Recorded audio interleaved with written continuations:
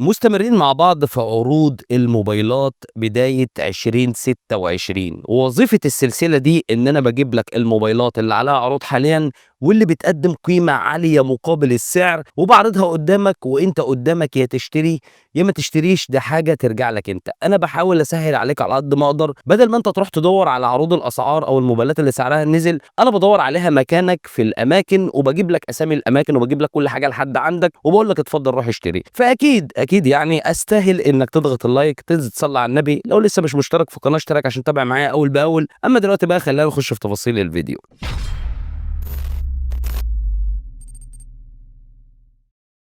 اهلا وسهلا بيكم، انا محمد ودي قناه يمكن ريفيوز. واول الموبايل ده في ناس كتيره جدا بتدور عليه، والفتره اللي فاتت كان سعره عالي قوي، ويوم ما قدرت اجيبه لك كنت بجيبه لك ب 8700 واقول لك ده كده صفقه. ولكن حاليا الموبايل عليه عرض بمناسبه اقتراب شهر رمضان، سعره واصل ل 8200، الا وهو الانفينكس هوت 16 برو. ومش محتاج اقول لك ان بعد ما الموبايل سعره دلوقتي واصل ل 8200 انه اعلى قيمه ممكنه مقابل السعر، وانك انت لو بتفكر في موبايل شبه متكامل على الفئه الاقتصاديه ومش هدفك الرئيسي التصوير او انك تاخد افضل تجربه كاميرات، فالموبايل ده محترم. من شاشه اموليد محترمه ساطعه بتوصل ل 144 هرتز، ولكن انت هتاخد 120 بس، لمعالج القوي الجي 200 اللي هتاخد بيه اداء يومي كويس واداء العاب كويس، تجربه شبكات كويسه، سماعات ستيريو صوتها كويس، تصميم خفيف ورفيع، وهتبقى مبسوط وانت ماسك الموبايل في ايدك مش حاسس بتقل ولا اي حاجه، مع علبه كامله وشاحن موجود في العلبه 45 واط وبطاريه كويسه 5160 ملي امبير. الموبايل بصراحه يعتبر بيقدم توليفه جامده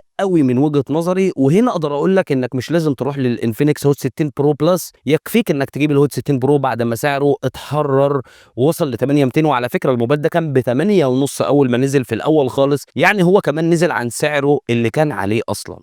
وبالنسبه للموبايل رقم 2، الموبايل ده انا ملاحظ انه عمال سعره بيتحرك كده من حين لاخر، وبدا من وجهه نظري انه خلاص يعني هيقدم قيمه قريب مقابل السعر. هو الريلمي 15 برو. الموبايل ده اول ما نزل بالهدايا كان ب 27000 جنيه، بعد كده بدا يتحرك شويه بشويه وصل ل 26، بعد كده 25، النهارده الموبايل سعره 24500 بالهديه، السماعه الوايرلس الهديه من ريلمي، ودي حاجه تعتبر ممتازه. 12256، يعني انت لو شلت ثمن السماعه اصلا هتلاقي ان الموبايل بيتكلم في حدود ال 23000، اقل من 23000 كمان. فانا شايف ان الموبايل ده كويس للي بيدور على شاشه خطيره، شاشه اموليد محترمه 144 هرتز، بيدور على كاميرا اساسيه جباره، وبيدور على بطاريه خزعبليه 7000 ملي امبير هتكمل معاك اكتر من يوم مرتاح. لو انت يهمك الثلاث حاجات دول الى جانب بقى الشبكات وهكذا، فالموبايل ده قوي جدا. ولكن لو انت عايز اقوى اداء فالموبايل ده مش اقوى اداء، بس مفيش مشكله، انت بتلعب عليه من غير اي مشكله، لان السناب دراجون 7 جين 4 مش معالج ضعيف. بس لو بنتكلم على قوه الاداء للالعاب اصبر معايا لان في موبايل اقوى منه.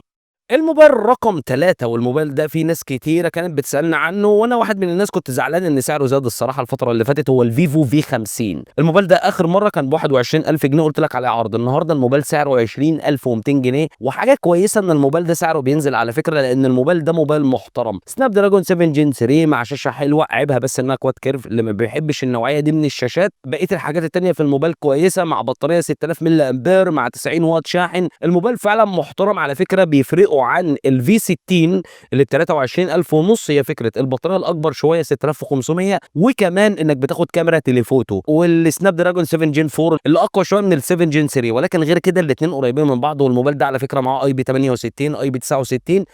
الموبايل رقم 4، والموبايل ده عاجبني قوي واديته لقب ملك الفئة المتوسطة في بداية 2026 بدون مبالغة، هو الموتورولا ايدج 60 برو. الموبايل ده كان ب 23000، كنت بقول لك روح اشتري. الموبايل دلوقتي سعره 12512، ايوه ركز معايا، نص تيرا 22500، سعره نزل 500 جنيه كمان اليومين دول، واصبح ان مفيش بجد منافس للموبايل ده. انا بدور على منافس ان اقول الموبايل ده مثلا محترم او ينافس الموتورولا، ولكن بصراحه مش لاقي. الموبايل بيقدم اقوى معالج على سعره، دايمنسي 8350، معاك ضمان عادي، والموبايل ضمان محلي ما فيهوش اي مشكله. اقوى شاشه او من اقوى الشاشات على فئته، الشاشه دي رهيبه ولكن عيبها انها كيرف. كمان الموبايل بيدي لك اقوى تجربه كاميرات على فئته، الموبايل كمان بيدي لك تجربه مستخدم محترمه. انت بتاخد اندرويد خام الى حد ما، مش زي بقيه الواجهات التانيه، ولكن واجهة موتوريلا كويسة، أنا أساسًا باحب الواجهات الخام، لو أنت ما لكش في الواجهات الخام الطبيعية اللي ما فيهاش تعديلات كتير مش هيعجبك، ولكن الموبايل ده قوي، بطارية محترمة، سرعة شحن كويسة، فعلًا الموبايل بيقدم package حلو أوي، أوي، أوي.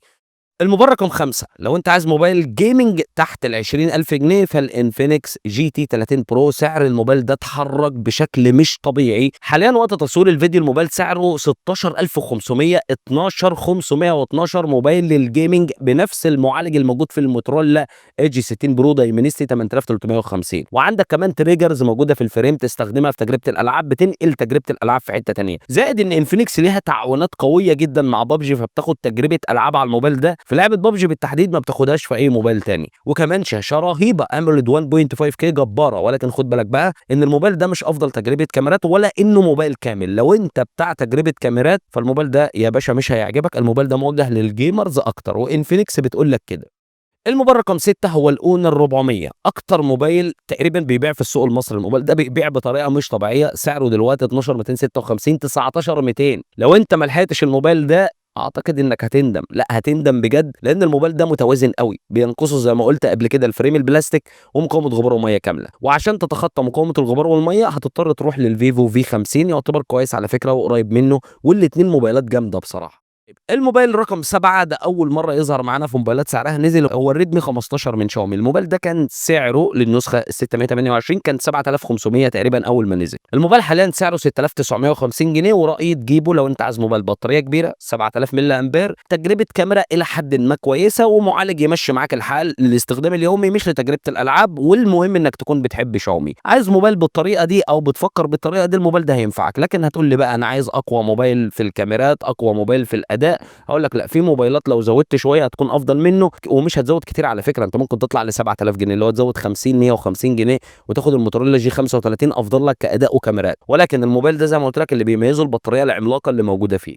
والموبايل بقى رقم 8 الموبايل ده في ناس بتسألني عنه ولكن مش لاقيينه بسبب إنه قليل، يقعد يقول لي أنت بتضحك علينا، أنت مش عارف إيه، الموبايل ده بيتباع فين؟ أنا جايب لك الموبايل أهو، التكنو سبارك 30 برو 8256 7800 يا باشا الموبايل ده تخيل إنه يعتبر مصباح علاء الدين في الفئة الاقتصادية، شاشة AMOLED 120 هرتز بالهول بنش محترمة، محترمة جدًا، جدًا وسطوعها ممتاز، معالج G100 تجربة كاميرا أساسية خلفية محترمة وكاميرا أمامية كويسة، زائد إنك معاك كمان تصميم شياكة، زائد إنك معاك بطارية محترمة 5000 ملي أمبير، سرعة شحن محترمة، سماعات ستيريو، مستشعر تقارب وجيروسكوب، الموبايل فيه كل حاجة أنت بتدوّر عليها موجودة، بجد الموبايل ده واحد من أقوى القيمة مقابل سعر على الفئة الاقتصادية. والموبايل اللي بعده هو الRealme 14 Pro Plus لو أنت مش عاجبك الRealme 15 Pro أو أنت عايز حاجة من Realme ب22,000 جنيه أو حاجة زي كده، فعايز أقول لك إن الRealme 14 Pro Plus اللي كان ب25,000 دلوقتي سعره نزل ل22,600 بصراحة أنا الموبايل ده ما بانصحش بيه أوي يعني، ولكن هو دلوقتي سعره إلى حدٍ ما منطقي، لو أنت مش عاجبك الMotorola Edge 60 Pro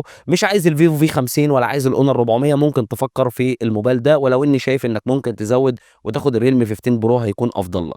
أما بالنسبة للموبايل اللي بعد كده ده للتذكير فقط ما بانصحكش إنك تجيبه هو الHonor X7D ال4G لو أنت فان Honor أوي ممكن تروح له، الموبايل ده في كل مكان هتلاقيه فوق ال9000 جنيه أنا جايبه لك 8256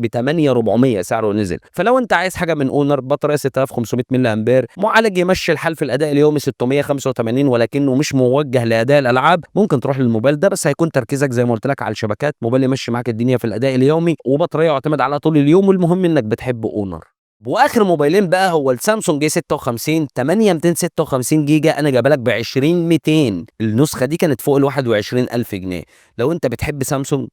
او عايز موبايل للسوشيال ميديا وصناعه المحتوى ومش بتحب الايفون الموبايل ده مميز في النقطه دي وخصوصا سنين الدعم الطويله 6 سنين وكمان الخامات الفخمه الظهر الازاز والفريم المعدن. واخيرا الانفينكس نوت 50 اس افضل موبايل في الفئه الشبه متوسطه لحد الان في 2026 سعره دلوقتي 8256 ب 11000 جنيه بالظبط. انا شايف ان انت لو عايز موبايل شبه متكامل الانفينكس رهيب ما تفكرش في اي موبايل تاني. نوت 50 اس روح هاته لانه قريب جدا هتندم انك ما جبتوش لان الاختيارات اللي جايه هتكون اغلى منه وبتقدم حاجات اقل منه وبس كده. وبكده نكون وصلنا نهايه الفيديو. اكيد ما تنساش لايكك سبسكرايبك وتفعل الجرس عشان يوصلك مني دايما كل جديد وكالعاده انتظرني فيديو جديد